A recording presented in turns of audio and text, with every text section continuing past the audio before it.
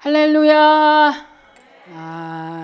12월의 마지막에는 막 이어서 계속해서 이렇게 예배를 드리게 됐는데 참 그래도 이렇게 함께 예배를 드리고 이 자리에 또 오신 여러분 참 감사를 드립니다. 자, 2022년 올해에는요. 하나님이 우리 교회에 주신 표 뭘까? 소중한 가족을 주님께로 인도하는 한 해라는 표입니다. 아직 표가 도착을 안 해서 그런데 소중한 가족을 주님께로 인도하는 한 해라는 이런 표입니다. 종말이 코앞에 다가온 이때에 가장 사랑하는 가족부터 주님께 인도하자는 그런 의미로 우리 주님이 주신 표라고 생각을 합니다. 함께 주신 말씀은요. 누가복음 14장 23절의 말씀이거든요. 강건하여 내 집을 채우라는 그런 말씀인데 우리 송구영신 예배 때 우리 부목사님이 그 말씀으로 이미 이제 새날을 시작했습니다. 그래서 저는 그 말씀이 아닌 다른 말씀으로 소중한 가족을 주님께로 인도하는 한 해라는 표를 함께 묵상하기를 원합니다. 여러분 그 인도에 존경받는 크리스찬 지도자 선다싱이라고 있습니다. 이 선다싱이 복음을 전하러 가는 길에 어느 산을 넘고 있었어요.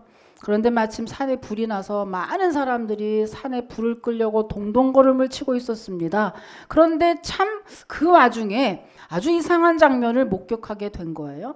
그래서 선다싱이 지나가면서 근데 이제 이게 무슨 일이죠? 지금 뭐 하고 계시죠? 이러고 물어보니까 사람들이 다 동동걸음을 치면서 어느 한 곳을 바라보고 있는 거예요. 그러니까 그 한 곳이 어디냐면 어느 한 나무였어요.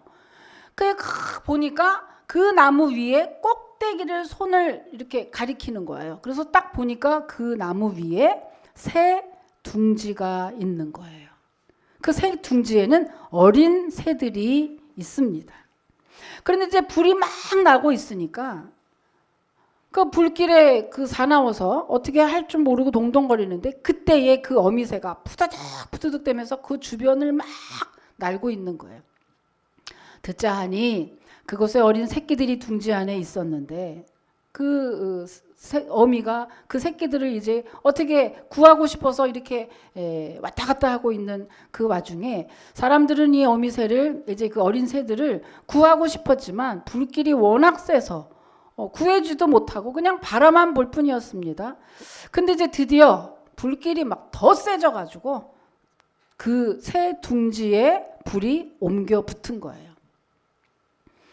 그래서 드디어 이제 새들이 위험하게 생겼죠. 그때의 어미새는 새끼들을 드디어 버리고 날아가나 보다 했더니 날아가지 않고 그 어미새는 둥지 안으로 다시금 들어가서 자기 새끼들을 날개에 품고 함께 타죽고 있는 겁니다. 그 광경을 많은 사람들이 보고 이것을 봤던 선다싱 역시 눈물을 흘리면서 그때 그것을 보고 있던 많은 사람들에게 하나님의 사랑을 전하기 시작한 거죠. 저렇게 어미새가 새끼새를 버리지 못하고 결국은 품고 타죽는 것처럼 우리 하나님은 여러분을 사랑하십니다. 그 하나님의 여러분을 사랑하는 것이 그 사랑이 너무나 크고 깊어서 결국에는 자기 아들 독생자 예수 그리스도 독생자 아들까지 십자가에 내줘서 결국은 죽을 때까지 저와 여러분을 사랑하신 것이 바로 하나님의 사랑인 것입니다. 그러니 여러분 예수님을 믿으세요 라고 선다싱이 복음을 전했죠. 근데 즉석에서 그 어미새가 새끼를 보호하고 충분히 날아갈 수 있었는데도 불구하고 그 새끼를 보호하고 같이 타주는 현장을 같이 목격했기 때문에 이 주민들에게 그 하나님의 사랑이 너무나 공감이 되고 너무나 정말 눈에 보듯이 그 하나님의 사랑이 느껴진 나머지 그 마을의 그 주민들이 다 복음을 듣고 예수님을 믿게 되었다는 그러한 일화가 있습니다. 여러분 오늘 본문에서 사도 바울은 저와 여러분이 받은 이러한 사랑을 뭐라고 표현했냐면 빛, 빚 있잖아요. 그 빚 말고 지읒, 빚이라고 표현하고 있습니다. 살다 보면 누구나 한두 번씩은 다 빚 져본 경험들이 있을 텐데 말이죠. 근데 빚을 지면 참 괴롭죠. 돈을 갚을 때까지 참 괴롭습니다. 그런데 빚이요, 이렇게 빚은 경제적인 빚만 아니라 마음의 빚이란 것도 있어요. 그래서 차라리 경제적인 빚은요, 돈만 갚으면 되지만, 그러나 차라리 마음의 빚은 갚을 길도 없어서 더 난감할 때가 있습니다. 오늘 본문에 사도 바울이 역시 헬라인에게나 유대인에게나 내가 다 빚을 졌다고 말씀하고 있죠. 오늘 본문에서 헬라인이나 야만인이나 유대인이라고 하는 이 사람들의 이름을 쫙 부른 것은 한마디로 세상에 있는 모든 사람들을 의미하는 거예요. 그러니까 사실 이 말은, 자, 사도 바울이 모든 세상 사람에게 빚을 졌다는 말인데, 여러분 어떻게 그게 그럴 수가 있습니까? 어떻게 사도 바울이 다니면서 온 세상 사람들에게 다 빚을 질 수 있겠어요? 그런즉 이 말은 정말로 그 사람이, 정말로 바울이 모든 세상 사람들에게 뭔가를 어떤 걸 빌렸다는 뜻이 아니라 하나님께 진 빚을 이 사람들에게 갚아야 한다는 강한 의지를 표현한 것이 바로 오늘 헬라인에게나 유대인에게나 야만인에게나 나는 빚졌다라고 이렇게 표현하고 있는 겁니다. 흔히 여러분 은혜를 입었을 때 우리가 인사하잖아요. 아유, 이 은혜를 참 많이 줬습니다. 이 은혜를 어떻게 갚아요? 아유, 이 은혜 좀 죽어도 잊지 않겠습니다. 이렇게 사실 인사를 하죠. 그런데 이렇게 인사만 하고 넘어가는 경우들이 종종 있죠. 그런데 사도 바울은 인사만이 아니라 절대로 그 빚을, 그 마음의 빚을 갚아야 한다, 갚아야 하고 꼭 갚을 것이라고 이렇게 피력하고 있는 것이 아까 헬라인에게나 유대인에게나 야만인에게나 내가 다 빚을 졌다라고 말한 그 부분이 바로 이러한 내용이에요. 근데 여러분 빚 져봤죠? 빚을 지면 어떻죠? 돈을 빌렸는데 돈을 갚지 않을 때 그때 어떻습니까?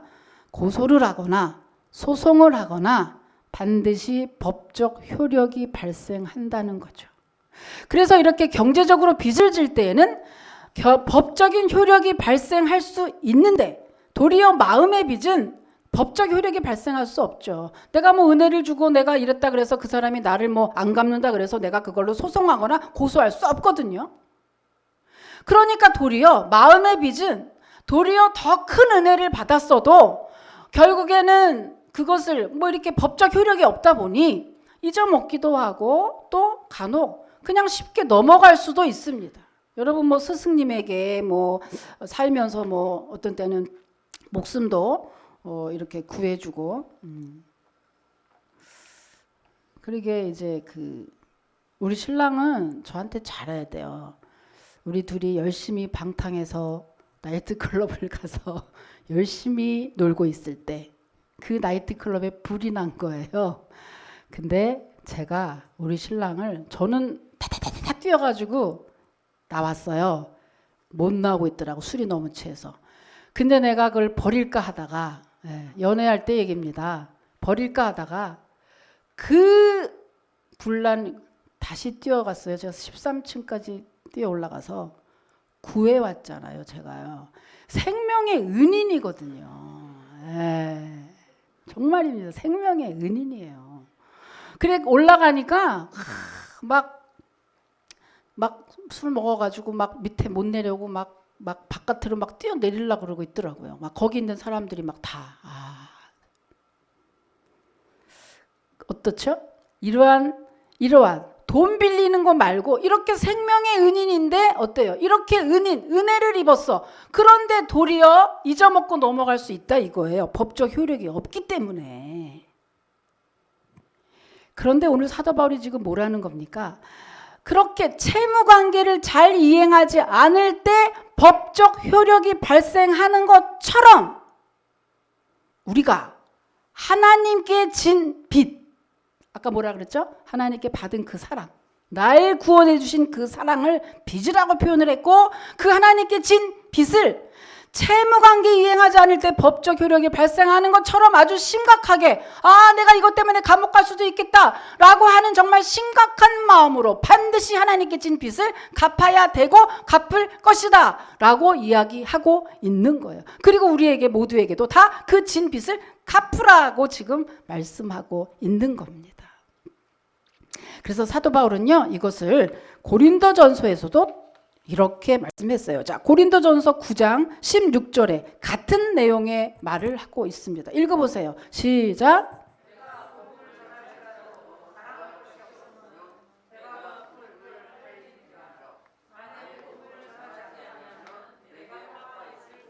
네, 화가 있을 것이로라. 같은 얘기죠, 그죠? 그래서 나는 반드시 그 진 빚을 갚아야 된다. 갚을 거다. 아니면 내게 화가 있을 거다. 이렇게 얘기하고 있는 거예요. 그렇다면 과연 바울이 말하는 빚진 자라는 그 말은 어떤 의미일까? 자, 첫 번째는요, 빚진 자라는 뜻은 받은 은혜가 크다는 뜻입니다. 받은 은혜가 크다. 여러분, 이 사도 바울이 무슨 빚을 그렇게 졌을까? 사도행전 8장에 보면은요, 부활하신 예수님을 만나기 전에 사도 바울은 살기가 등등해서 예수 믿는 사람들을 그 집에까지 다 찾아가서 그들을 잡멸하려고 남녀 무리에 그 집을 다 찾아가서 쳐들어가서 그들을 다 끌어다가 옥에다가 가두고, 또 사도 바울의 손에 죽은 사람이 한두 명이 아닐 정도로 사도행전에 보면 스데반 집사를 비롯해서 정말 사도 바울 때문에 죽은 사람이 한두 사람이 아닐 정도로 그렇게 교회를 핍박하고 박해했던 사람이 사도 바울이에요. 그런데 어느 날 다메섹이라고 하는 그러한 길을 가고 있을 때 다메섹 도상에서 부활하신 예수님이 나타나시죠. 사울아 사울아 네가 왜 나를 핍박하느냐라고 하면서 부활하신 주님이 나타나시면서 강한 빛을 뿜고 함께 나타나셨어요. 그때 사도 바울은 그 부활하신 예수님을 보는 순간 그만 꼬꾸라져 버렸습니다. 십자가에 죽으신 그 예수가 바로 하나님이 약속하신 우리의 진정한 메시아였구나라는 것을 깨닫게 되죠. 그 부활하신 주님을 만난 이후에 사도 바울은 어제의 바울이 아닙니다. 이제 변화됐어요. 변화된 바울의 그 모습은, 첫째는 그가 변화되면서 어떻게 변화되느냐, 유대인 중에 유대인이라고 하는 선민 백성이라고 하는 그 최고의 자부심도, 가말리엘 문화생이라고 하는 최고의 학문을 가진 그 스펙도, 그리고 로마 시민권자라고 하는 그 당시의 최고의 명예도 다 주님의 은혜였음을 깨닫게 될 뿐만 아니라, 그런 것들이 내가 예수 믿어 영생하는 것보다 무엇이 더 이것이 의미가 있으리요 하고 그것을 다 내 삶에 배설물로 여겼다라고 고백을 하고 있습니다. 예수를 만난 이후에 사도 바울이 정말로 내가 얼마나 많은 사람을 박해하고 핍박하고 그들을 또 죽였습니까? 그 생각하니까 참, 주님이 아니면 내가 목숨을 부지할 수 없는 그러한 죄인임을 깨닫게 됐죠. 그래서 사도 바울은요, 신약에 13권이나 쓰는, 그리고 지구의 반바퀴를 돌아서 여행을 하면서 그 선교 여행을, 그래서 그 영혼을 전도하러 결혼도 하지 않고 그렇게 고초를 겪었지만, 그러면서도 늘 그의 입술에서는 뭐라 그래요? 나는 죄인 중에 괴수라. 꼭 고백할 수밖에 없었던 거죠. 왜요? 부활하신 주님을 만나고 그분이 주신 것이 은혜임을 깨닫게 되면서 그렇게 고백할 수밖에 없는 겁니다. 여러분, 성도는 은혜로 살아가는 사람들입니다. 만일 주의 은혜가 없었다면 여러분은 어떤 모습일까요? 여러분 생각해 보셨어요? 여러분 주님의 은혜가 아니면 지금 어떤 모습일까? 지금 이곳에 있는 여러분의 모습, 한번 주님의 은혜가 아니면 어떤 모습인지 한번 상상해 보십시오. 기막힌 죄 속에 빠져 있을 때, 주님을 거부할 때, 여러분 제가 여러분의 과거를 대충 다 많이 알고 있는데, 참 주님도 많이 거부하시고 여러 참 오랫동안 방황도 하시고 주님을 떠났을 때도 있으시고 이런 저런 이런 이유들로 여러분 많이 방황하신 거 다들 간증을 통해서 제가 알고 있습니다. 근데 어떻죠? 우리 주님은 언제나 기다려 주시고 또한 지금의 모습으로 인도해 주셨고요. 그리고 앞으로도 저 천국까지 안전하게 우리를 인도해 주실 것입니다. 이것이 바로 은혜인 줄 여러분 믿으시길 축복합니다. 우리들이 잘나서 된 게 아니잖아요. 받을 자격도 공로도 하나도 없는 지금도 우리는 늘 죄질 생각만 하고 죄 속에 빠져서 늘 그렇게 하고 있는 우리를 의인이라고 칭해 주시고 하나님의 자녀로 삼아 주신 주님, 그 주님, 영원한 우리를 생명 가운데 인도하신 주님, 그 은혜를 깨달으면 깨달을수록 어떻죠? 하나님께 대한 마음은 빚진 마음밖에 없다. 그 빚진 마음이 커질 수밖에 없는 것입니다. 사도 바울이 그랬다고 하는 것이죠. 그래서 죄 많은 곳에 은혜가 많다고 하는 말이 있죠. 한마디로 바울은 하나님의 은혜를 어마어마하게 깨달았던 말입니다. 목숨 걸고 빚을 갚으려고 했으니까요. 그러면 여러분은 어떻습니까? 사도 바울만 구원받았습니까? 아닙니다. 우리도 모두 다 예수 그리스도를 믿어서 바울처럼 구원받았죠.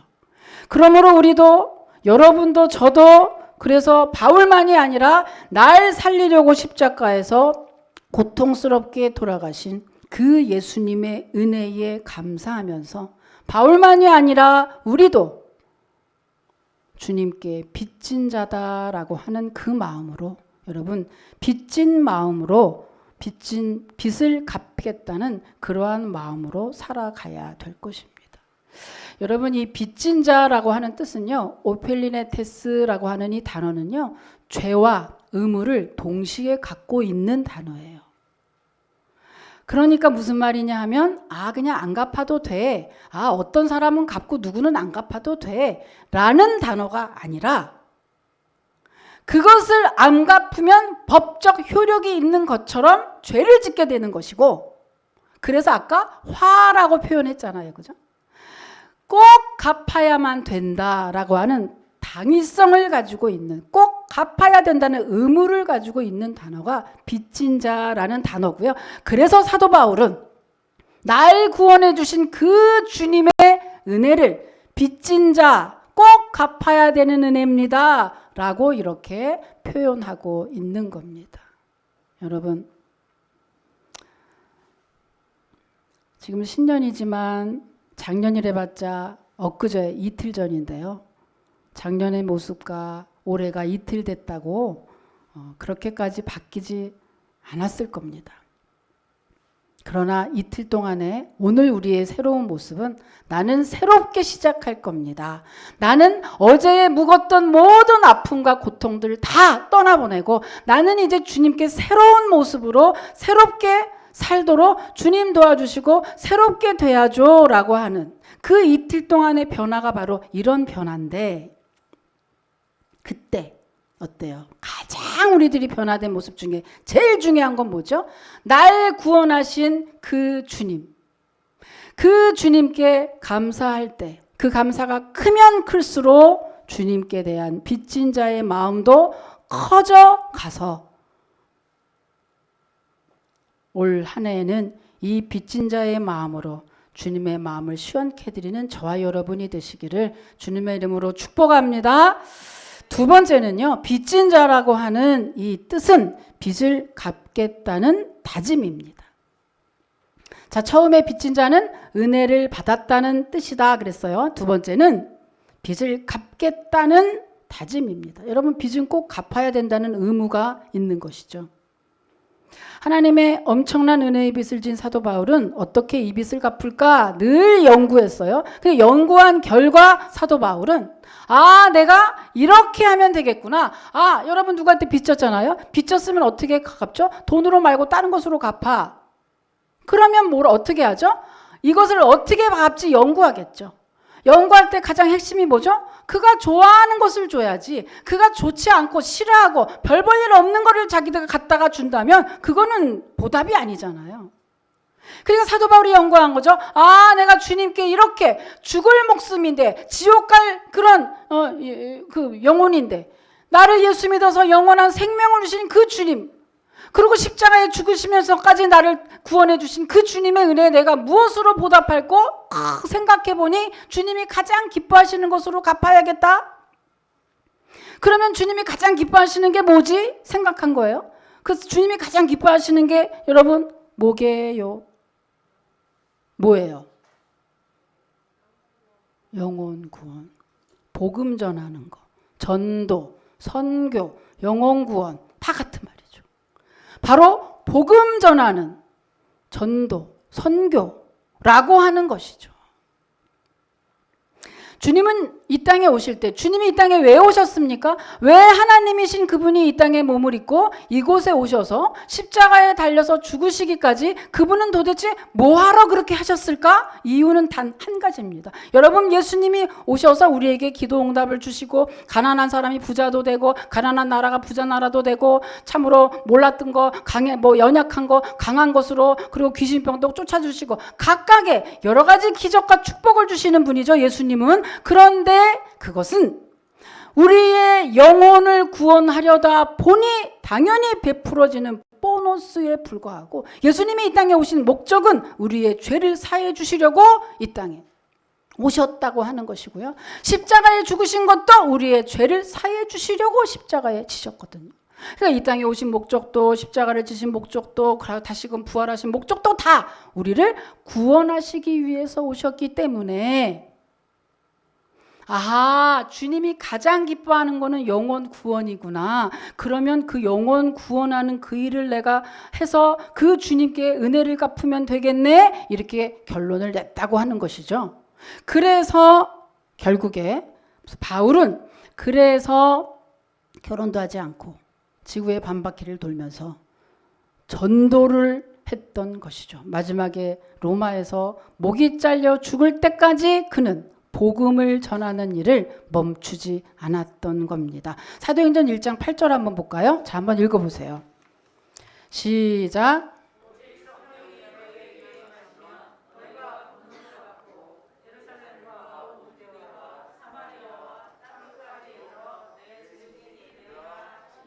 아멘. 여러분 사도행전 1장 8절에 보면은요. 우리더러 증인이 되라고 하는 거예요. 그런데 그 증인이 될 때 이 증인이라는 이 단어는요. 순교라고 하는 단어와 같은 단어를 사용하고 있습니다.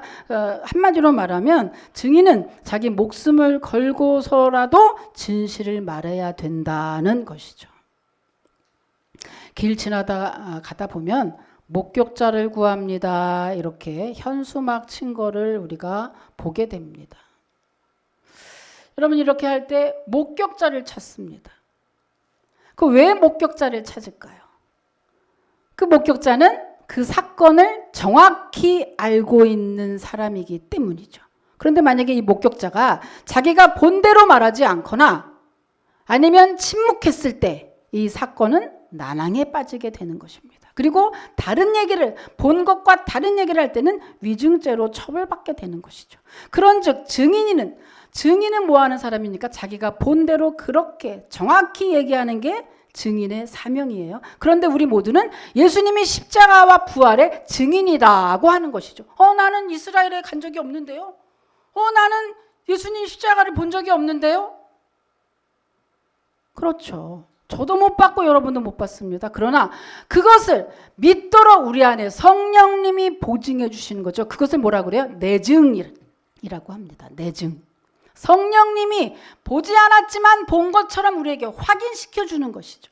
그래서 곧 우리를 증인이라고 말씀하시는 거예요. 그러니까 뭐죠? 증인은 자기가 본 대로 당연히 정해야 될 의무가 있는 것입니다. 마가복음 16장 15절에 보면 너희는 온 천하에 다니며 만민에게 복음을 증거하라고 하셨고요. 디모데후서 4장 2절에는 너는 말씀을 전파하라. 때를 얻든지 못 얻든지 항상 힘쓰라고 하셨어요. 그렇기 때문에 사도 바울은 죽기까지 복음을 전할 수 있었던 것입니다. 여러분, 우리가 받은 그 은혜, 말할 수 없는 그 은혜, 지옥 형벌로 심판받을 내가 영원한 영생으로 어느 가장 인생들이 두려워하는 그 죽음을 보지 않고 옮겨가고 죽음 앞에 감히 기뻐할 수 있고, 죽은 사람 요즘에는 이거 예배 드려요. 그래서 천국 환송 예배라 이렇게 예배도 드립니다. 그래서 정말 충만하신 분들은 장례식에서 웃고 감사하고 기뻐할 수 있는 그런 존재, 외계인 같은 존재 아닙니까? 세상 사람들 눈으로 보면 외계인 같은 존재죠. 저들이 뭐 하는 자냐? 죽음 앞에서 저렇게 기뻐하고 죽음도 저렇게 두렵지 않은 인간이 도대체 누구냐? 왜요? 우리는 영원한 생명을 가진, 세상 사람은 알지 못하고 세상 사람들은 감히 상상도 못하는 그러한 놀라운 은혜를 가진 사람들이 바로 우리 성도라고 하는 것이고, 그래서 지금 사도 바울은 뭐라 그러죠? 그래서 그 은혜의 빚을 갚을 수 있는 길은 오직 나만 아니라 너도, 나만 아니라 사랑하는 사람들에게 그 복음을 전하라고 하는 것입니다. 그래서 복음을 좋은 소식, 굿뉴스라고 하죠. 인생에는 좋은 소식이 여러 가지가 있습니다만은 그 좋은 소식들은 어느 시간이 지나면 다 퇴색되는 거죠.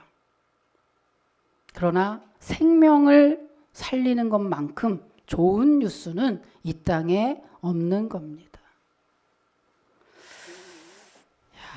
누가복음 14장 15절 이하에 보면 예수님이 우리에게 얼마나 긴급하게 복음을 전해야 되는지를 비유로 말씀하셨어요. 자, 누가복음 14장 16절로 24절까지의 말씀 교독해 보겠습니다. 교독할게요. 자, 읽을게요. 이르시되 어떤 사람이 큰 잔치를 베풀고 많은 사람을 청하였더니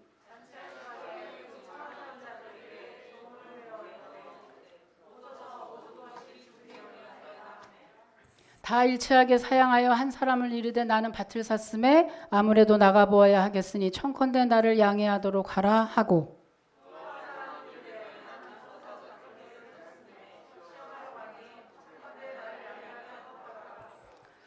또 한 사람은 이르되 나는 장가 들었으니 그러므로 가지 못하겠노라 하는지라.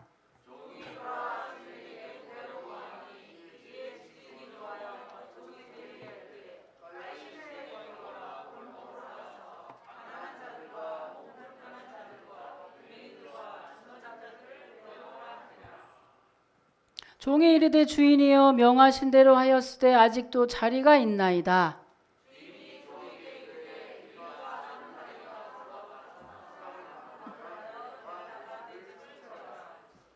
내가 너희에게 말하노니 전에 청하였던 그 사람들은 하나도 내 잔치를 맛보지 못하리라 하였다 하시니라. 아멘. 자, 이 내용이 뭡니까? 우리가 빨리 복음을 전해야 되고 그것을 하나님이 정말 기뻐하실 뿐만 아니라 우리가 하나님의 그 진 빚을 갚는 유일한 길은 바로 복음 전하는 거라고 하는 것을 여러분 이렇게 비유로 말씀했는데 읽어보시면 알겠죠. 여기에서 잔치집 주인은요, 하나님을 의미합니다. 그리고 종은 우리들, 먼저 믿은 우리를 얘기하고요.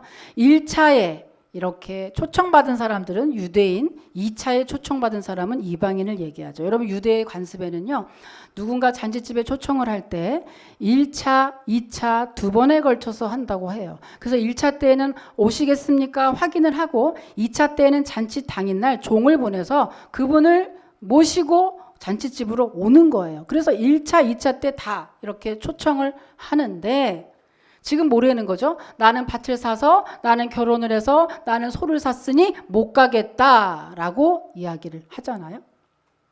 여기서 우리가 이 비유에서 집중해 볼 거는 뭐냐면 바로 종입니다. 종. 이거를 읽으면서 여러분 무슨 생각하십니까? 자, 우리가 바로 그러니까 종이라는 건데 여기서 하나님이 주인이 보면은요, 우리에게 계속 복음을 이렇게 이제 나가서 전하라고 하는 건데, 잔치집에서 잔치를 배설하는 것은 순전히 주인의 몫이라면, 산과 들로 나가서 잔치가 있다고 알리는 일은 순전히 종의 몫인 거죠. 자, 맨 처음에 청한 사람들이 오지 못했습니다. 그러면 그 종이, 여기서 읽어보면 종이 한마디도 주인에게 항의하지 않는 걸 볼 수가 있어요. 예를 들면, 아이고 주인님 이렇게 못 오게 됐으니 음식이 남는데, 아이 그냥 음식 뭐 이거 이렇게 더 이상 하지 마시고 그냥 조금 줄이세요라든지, 지금 오기로 된 사람들이 안 오니까 지금 누구를 데려오라고 그랬죠? 몸 불편한 자, 저는 자, 아픈 자, 거리를 나가서 환자, 그런 사람들 데리고 오라고 지금 시킨 거거든요. 그때 종이 어떻습니까? 아이고 주인님, 잔치집 분위기 다 망치고 물 다 흐려지게 왜 그런 그냥 이상한 사람들을 왜 초대합니까? 그냥 좀 멀쩡한 사람들 초대하죠. 이렇게 할 수 있죠. 그런데 하나님은, 그 종은 그렇게 하지 않았어요. 한마디도 항의하지 않고 이 종은 주인이 시키는 대로 했습니다. 왜 그랬죠? 종이니까. 여러분, 주인이 하라는 대로 하는 게 종의 사명이요 의무인 것이죠. 여기서 보면 종이 이렇게 자기의 생각이나 자기의 의사는 전혀 발휘하지 않았고 오직 주인이 시키는 대로만 했어요. 그런데 종은 가서 산과 들로 나가서 계속해서 복음을 전했습니다. 그런데 여기서 보면요, 잔치집에 잔치를 배설하고 오시라고 초청하는 것 외에, 여러분, 종은 할 일은 그거고 나머지 사람들이 오든 안 오든 그것은 바로 손님의 몫이라고 하는 거죠. 각각의 몫이 다르다고 하는 겁니다. 주인은 잔치를 배설하는 몫이라면 종은 주인이 시키는 대로 가서 전하는 것이 종의 몫이고, 오든 안 오든 결정하는 것은 손님의 몫이라고 하는 것이죠. 각각의 몫이 다 다르기 때문에 오늘 저와 여러분은 바로 종이라고 했습니다. 이 종은 가서 복음 전하는 것이 우리의 의무고 사명이라고 하는 것이죠. 여러분, 그런데 우리의 문제는 어떻습니까? 오늘 누가복음 14장 23절에 보면요, 강권하여 내 집을 채우라고 했어요. 강권해서. 여러분, 사랑하는 자녀가 길을 막 가고 있는데 차가 막 와가지고 차에 치게 생겼어. 그러면 여러분 어떻게 하시죠? 뛰어가서 그 자녀 소리를 지르고 그 자녀를 강제로 팔을 잡아서 안전한 곳으로 끌지 않겠습니까? 사랑하는 남편이나 부인이 낭떠러지에서 떨어지게 됐으면 여러분 당연히 그를 붙잡고 소리를 지르고 그를 안전한 곳으로 끌어당기지 않겠습니까? 그런데 어쩌죠? 그런데 지금 세상 사람들이, 주님을 모르는 모든 사람들은 이렇게 낭떠러지처럼 차에 치일 것처럼 긴급하게 죽어가는 그러한 긴급의 죽음의 코앞에 있다고 하는 거예요. 죽음의 바로 코앞에 그들이 있는 거죠. 왜냐하면 여러분, 사람은 언제 갈지 몰라. 아까 처음에 말씀드렸죠. 오늘이든 내일이든 주님이 부르면 가야 돼요. 백신 맞고 갑자기 죽을 줄 모르는 거잖아. 여러분, 예수님 안 믿으면 지옥을 순식간에 떨어지는 거예요. 내가 준비하고 있을 때 아니 잠깐만요 할 새가 없이 순식간에 지옥으로 떨어지게 생긴, 정말 내가 딱 붙잡고 일로 와!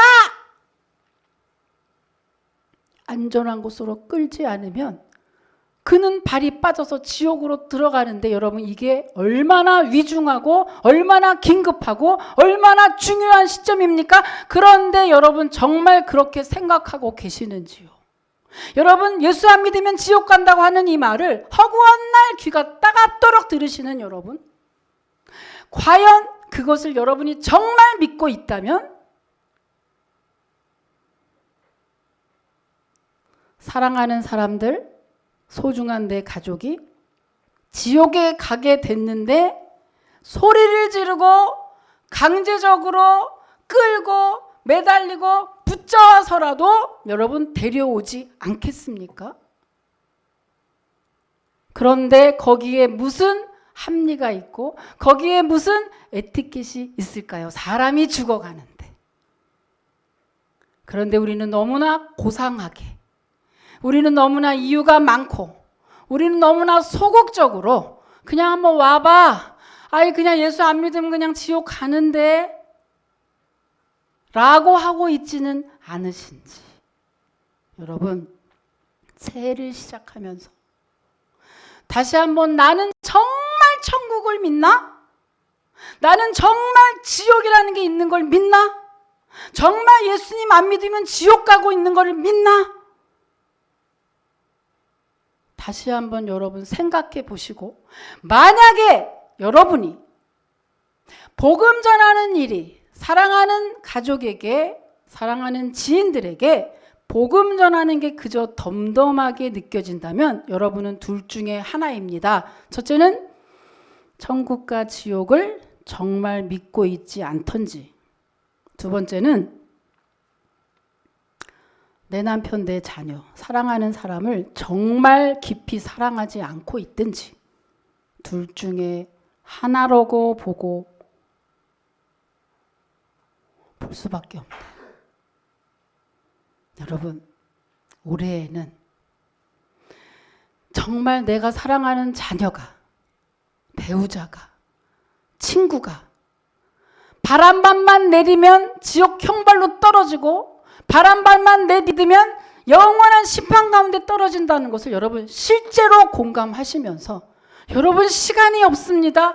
빨리 산과 들로 가서 강권해서 채우라고 하는 이것은 그저 교인 수 채워서 교회 넓히라고 하는 이런 이상한 이런 목사들의 계략이 아니라고 하는 것이죠. 정말 영혼의 시급한 이 상황에 예수님이 말씀하시고 있는 지상 명령인 것입니다. 더 이상 여러분 지체할 시간이 없고, 과연 여러분은 뭘 할까라고 소원을 말할 때 내 남편 구원이요, 내 자녀 구원이요 라고 말씀하고 계시는지, 적어도 중직자 정도 믿음이 있다라고 하시는 분도 그것이 제1번의 기도 제목으로 나오고 계시는지, 만약에 아니라면 얘기했잖아요. 둘 중에 하나라니까. 천국과 지옥을 믿지 않든지 아니면 말로만 사랑하는 거죠. 남편을 사랑하고 있지 않든지 둘 중에 하나라고 하는 것입니다. 여러분, 주님은 이렇게 우리를 종으로 비유하시면서 정말 시급히 복음을 전할 것을 우리에게 명령하고 계시고요. 주님이 얼마나 복음 전하는 것을 기뻐하시는지 성경에는 굉장히 많이 있지만 우리가 한 예로 그냥 한번 미국을 예로 들어볼게요. 1851년 11월에 미국 메릴랜드주에 사는 한 농부가 미국의 재무성에 다음과 같은 청원서를 냈습니다. 그것은 미국이 만들어내는 모든 화폐에 우리는 하나님을 믿는다, In God we trust라고 하는 이 말을 넣어달라는 것이고요. 그로부터 13년 후에 1864년 미국 의회에서 정식으로 이것을 결정하고 오늘까지 모든 미국 화폐에는 우리는 하나님을 믿는다라는 말을 넣고 있습니다. 자, 한번 보시죠. 있죠? In God we trust, 미국의 주화입니다. 다시 또 화폐.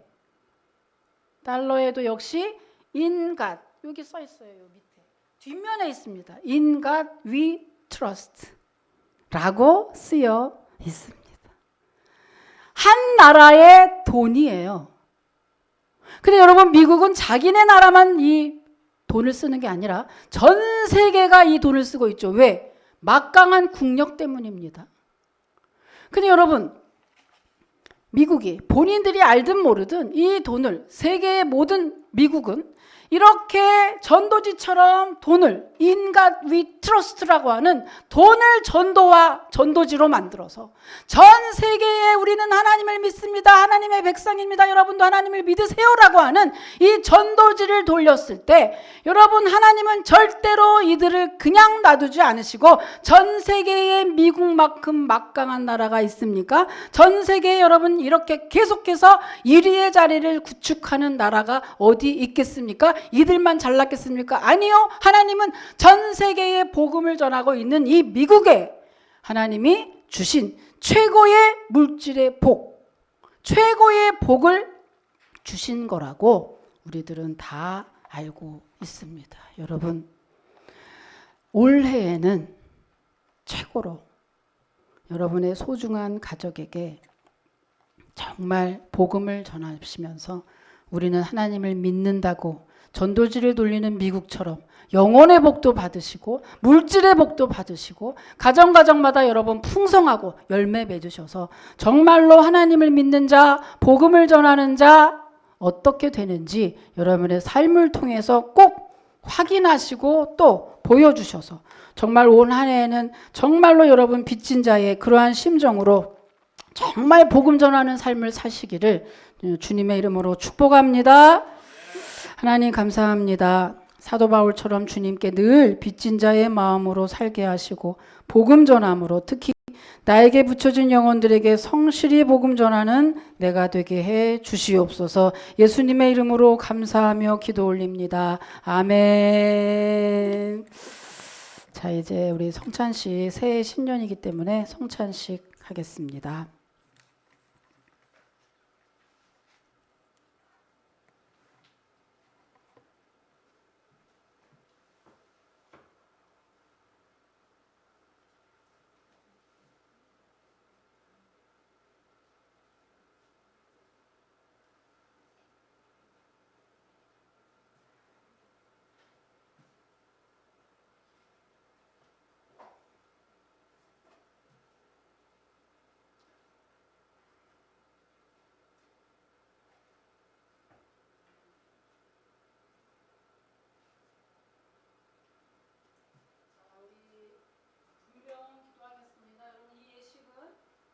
교인만이 하는 예식입니다. 이 예식은 주님의 피와 살을 먹으면서 주님의 한량없는 신령한 은혜를 또 받고 또한 세례자 이상 주님의 그 은혜에 동참하실 수 있고요. 만약에 그렇더라도 양심에 거리끼는 것이 있으면 오늘 이 예식에 참여하지 않으셔도 됩니다. 자, 일단 분별 기도하겠습니다. 하나님 아버지, 이렇게 새로운 2022년에 또 한 해를 우리에게 주셨는데 이 한 해 동안 아버지 내 힘으로 살 자신이 없습니다. 참으로 경제도 여러 가지 건강도 내 힘으로 할 수 없음을 고백을 드리오니 주님 참으로 아버지 주님이 함께 하셔서 내 인생에 주님의 은혜로 아버지 하나님이여 영적으로나 육적으로나 더욱더 아버지 승리하는 올 한 해에 우리의 삶이 될 수 있도록 주님이 역사하시고 이 시간 아버지 떡을 뗄 때에 주님의 강력한 은혜로 함께하여 주시옵소서. 그래서 예수의 이름으로 모든 감세력 물리쳐 주시옵시고 아버지 하나님 승리하는 역사 있게 하여 주시옵소서. 예수님의 이름으로 감사하며 기도 올립니다. 아멘.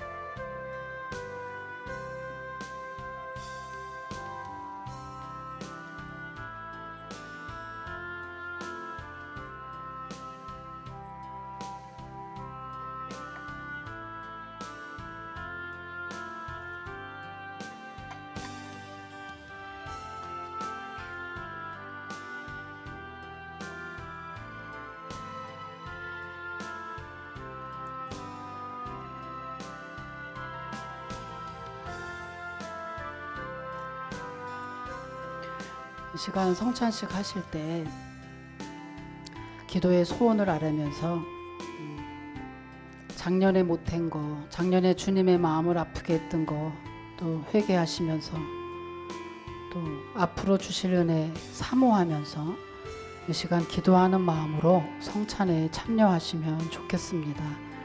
여러분, 이 성찬은 정말로 형식이 아닙니다. 이 시간에 주님의 신령한 은혜를 덧입는 정말로 살아있는 시간입니다.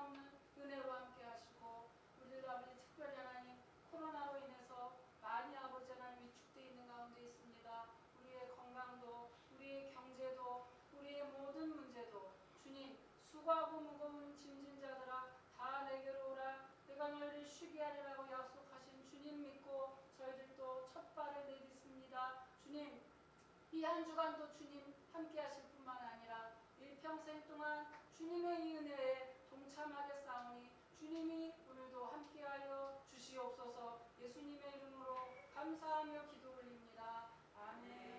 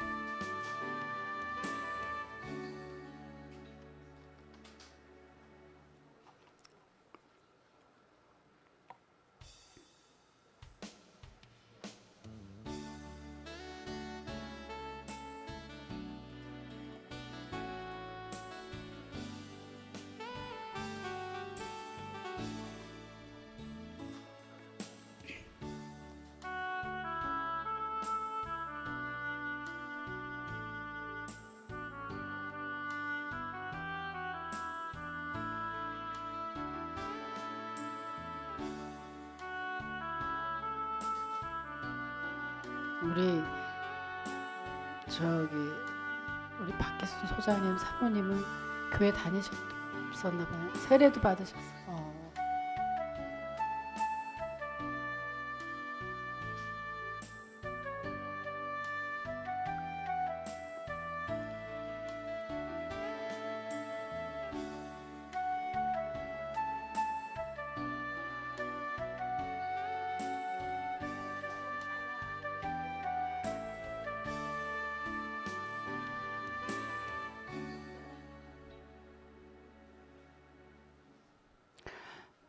자, 여러분 요람 지금 갖고 계세요? 갖고 있어요? 자, 요람 한번 펼치시고. 자, 올해 우리 표가 뭐라고요? 아니.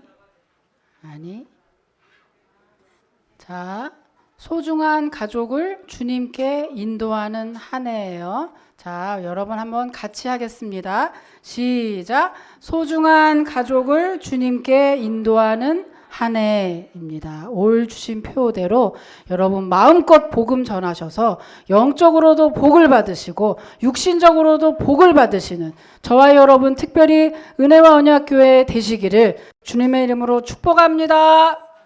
자, 주기도문 성화하고 축도함으로 예배를 마치겠습니다.